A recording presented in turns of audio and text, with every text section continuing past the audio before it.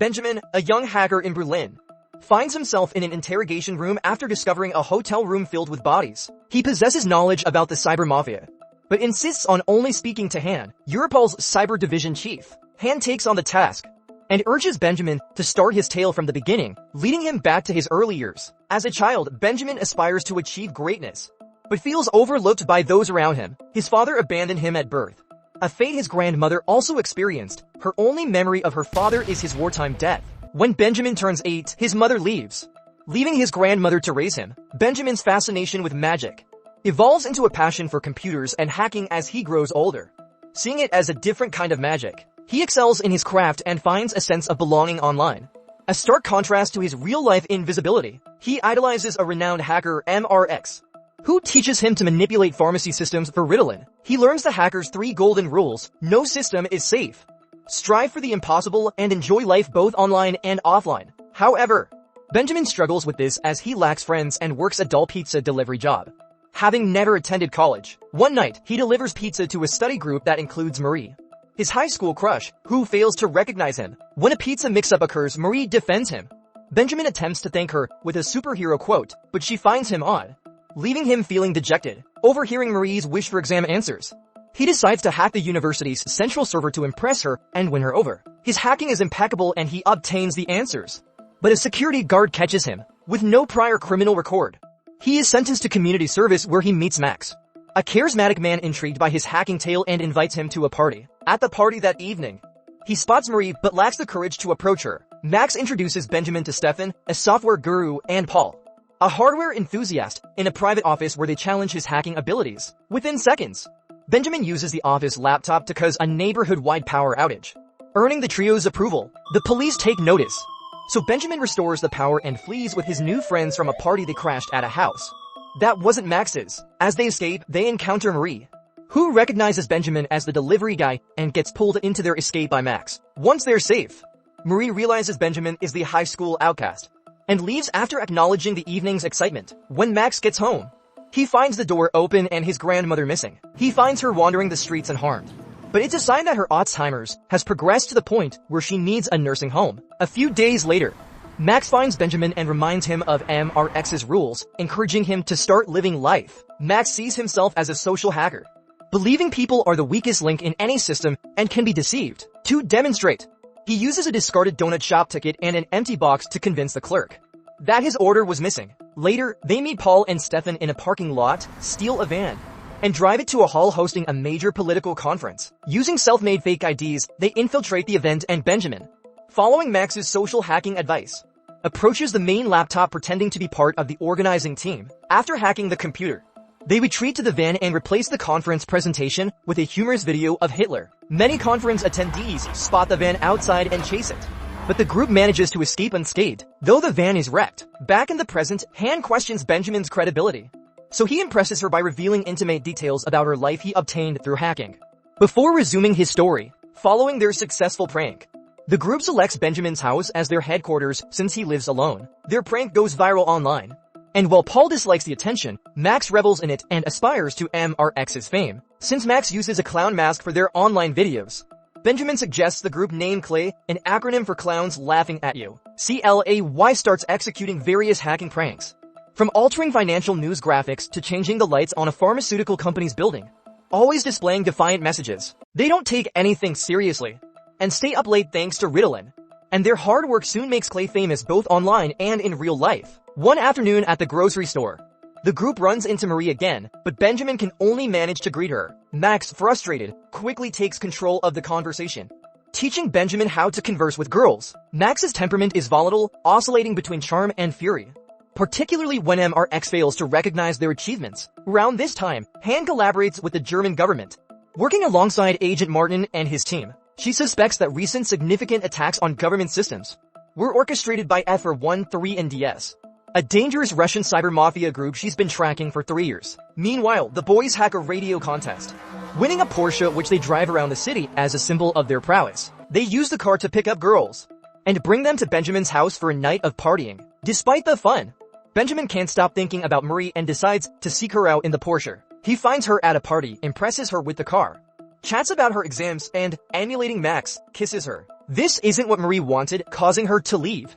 When Benjamin tries to follow, one of Marie's friends hits him and warns him to stay away. The next morning, the group finds a message from MRX mocking them because Han's documents labeled CLAY as harmless. This infuriates Max, who is determined to impress MRX and join the big leagues, prompting Benjamin to suggest hacking the BND, Germany's central intelligence. This is their toughest target yet.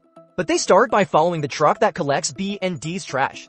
Diving into the dumpster for anything useful, they find a birthday card with a name, which leads them to the email address of a BND employee. Using phishing, they send a fraudulent link disguised as cute pictures, and when the employee clicks on it, they gain access to her computer. While they can't access the main server, they do access her files, and, since she creates the building access cards, Clay orders for cards for themselves, enabling them to enter the BND building easily. Paul handles the main power and security alarms.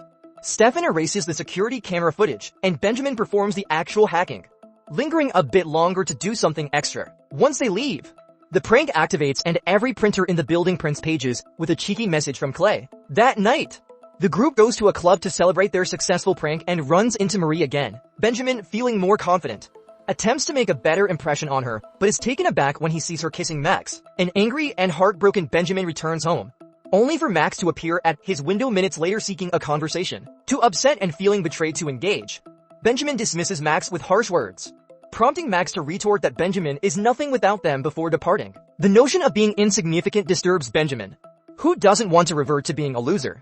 So he discloses that he stole classified data from the BND servers and gives it to MRX to demonstrate his abilities. The following day, after Han visits the BND building for clues about the recent prank, she receives devastating news. The agent infiltrating FR13NDS has been murdered. With the agent's death, the prank, and the stolen information, Han's position is precarious. Meanwhile, Max, Paul, and Stefan arrive at Benjamin's place, and an argument ensues when Benjamin accuses Max of being manipulative. The argument is halted when news breaks on TV, revealing that the double agent was killed because the stolen BND server information exposed his identity to FR13NDS, which MRX is part of.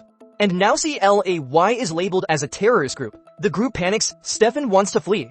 Max wants Benjamin to surrender to the police since it's his fault, but Paul opposes sacrificing anyone. Benjamin suggests they should turn MRX and FR13NDS over to the police instead, allowing them to become invisible again. Their discussion is abruptly interrupted by the doorbell. It's Marie, who is concerned about Benjamin after he vanished the previous night. She thinks he's behaving strangely, which he takes as an insult and proof she'll always view him as a freak. So he dismisses her after accusing her of coming over only for Max, and expressing regret for ever meeting her. CLAY agrees they should locate MRX, but due to their heightened paranoia, they decide to use a public network at the local library, enabling Han's team to track their location quicker than anticipated. Benjamin gains access to MRX's private channel, where MRX officially welcomes him into the darknet and presents him with a file containing the next job. Benjamin downloads the file just in time before Han arrives with a team of officers, managing to evade them by hiding under the table. Han's failure to capture Clay again, after being so close, results in her suspension. The job MRX wants Clay to do is to send malware disguised as legitimate information, also known as a Trojan, to the Europol system. They agree to do it because they have a plan. They're going to conceal a second Trojan within the first one to reveal MRX's identity when he accesses the system after the mission is completed, while destroying their hard drives to eliminate all evidence. Max apologizes to Benjamin for everything and confesses he doesn't even know anything about computers. Subsequently, CLAY heads to The Hague to scrutinize Europol's headquarters, but their usual tactics fail. The garbage is secured, their phishing attempts are ineffective, and all entrances, including the sewers where Max injures his hand on a nail, are locked. Just as the group is about to abandon their mission, Benjamin spots someone exiting the building and dropping their access card, which he swiftly picks up. Recognizing the risk of socially hacking a government guard, Benjamin waits until his friends are asleep in the hotel to attempt it. Acknowledging the responsibility is his, posing as the card's owner, Benjamin persuades the guard to let him inside for 2 minutes to retrieve a lost wallet, and manages to plant a device designed by Paul that gives him access to the BND network. The next morning, Benjamin connects with MRX in his private channel to deliver the concealed Trojan, but MRX, already aware of this trick, activates Benjamin's computer camera, exposing his face to the entire darknet. A group of Russian mobsters immediately locates him and pursues him through the city. Benjamin narrowly escapes by hiding in the subway tunnels. Unfortunately, his friends aren't as fortunate, And when Benjamin returns to the hotel, he finds them all dead. After collecting the bullets, Benjamin contacts the police and requests Han, bringing us back to the start. He yearns to regain his anonymity and live without fear. So he offers all this information in return for entry into the witness protection program. As Han contacts her superiors to secure the deal, Benjamin reflects on his last evening with Marie, during which she thanked him for hacking the exam answers. They shared a kiss, and he asked her to elope with him. Martin advises Han not to trust Benjamin due to inconsistencies in his story, but Han convinces him that Benjamin is their only hope of bringing down MRX and FRI3 in DS. The true criminals. Benjamin is provided a computer to work his magic, logging into the darknet, impersonating MRX and admitting he's a snitch. Collaborating with law enforcement, the real MRX, desperate to clear his name, recklessly accesses the system, allowing Benjamin to expose him as a 19-year-old American from New York, who is promptly arrested by the FBI. Pleased with this success, Han informs Benjamin that he'll receive his new identity within a few hours, while noticing a wound on his hand that appears to be from a nail. Recalling Martin's comments about the inconsistencies in Benjamin's story, Han decides to investigate further, starting at Benjamin's house where she discovers an empty Ritalin box. She then meets with Marie, who denies having seen Benjamin since his pizza delivery and labels him as unstable. Finally, Han visits Benjamin's grandmother's doctor, who reveals Benjamin's upbringing was fraught with uncertainty and his mother ended her own life due to multiple personality disorder, a hereditary condition that can be exacerbated by medications like Ritalin. After lab tests confirm the bullets Benjamin found at the hotel are war relics of his grandmother and no bodies are discovered, Han confronts him again, revealing her realization Max, Paul, and Stefan are figments of Benjamin's imagination. All the hacking was Benjamin's solo endeavor, and the nail injury from the sewer incident was self-inflicted. This revelation unsettles Benjamin, who refuses to accept he's like his mother and begins questioning his identity. But Han interrupts him with unfortunate news. Individuals with mental disorders are ineligible for witness protection, overwhelmed by the fear of potential harm from FR13 and DS.